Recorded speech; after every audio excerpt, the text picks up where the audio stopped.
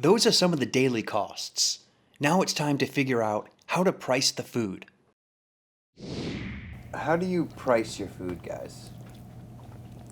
For someone starting off into the food industry, how do they price their food? My food cost is probably about 23%, so I base it off of my food cost. 23%. Yeah. That's how I come up with my prices. Yeah, we're around 25, but I think we wanted to look at customer perception too. It's a sandwich. We wanted to keep it under. We didn't want to take anything over $10. We wanted everything under 10. I think when you hit $10, just that extra digit kind of changes everyone's perception. Pricing your food. For someone getting involved into the food industry, how do they price their food? I try to keep my prices, for the most part, under $10. But it's hard though, guys. It's hard to.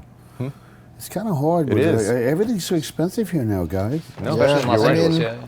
I mean, You're if you right. believe in your products, you gotta.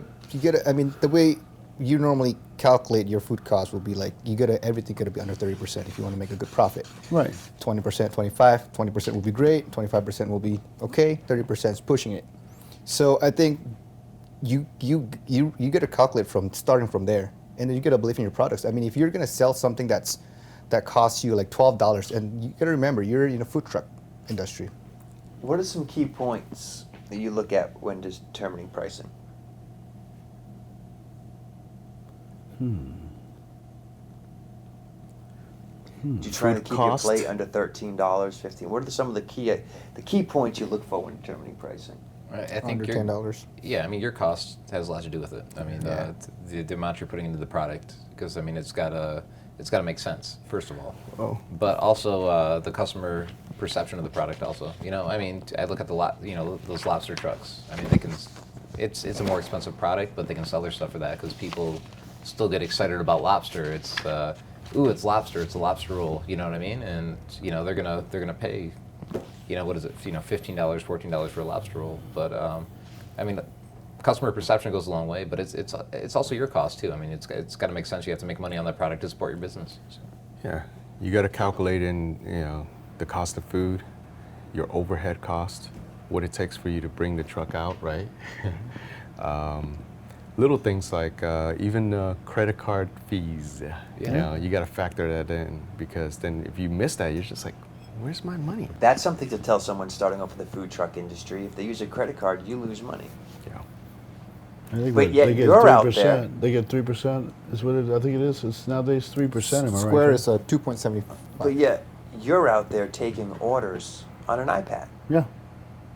And it prints up in my kitchen in my truck, so I don't even have to go on the truck. I can just do everything on the outside. Yep. You saw that for your own eyes the other day. And you also saw me giving tasters out, and you hear people going, God, that stuff is good. I remember on a lot about a month ago, there was this brand new truck, and I'm not going to say the name of the truck, but there was like 8 of them on this truck, and it was their first night out. And I got to tell you, I was so excited for these guys, okay? I really was. But when I saw their food coming out, and they were charging $3 for their food, and the food that was on the plate, I was like, how are you making money? I didn't get it. Plus, you got 8 people on the truck. Yeah.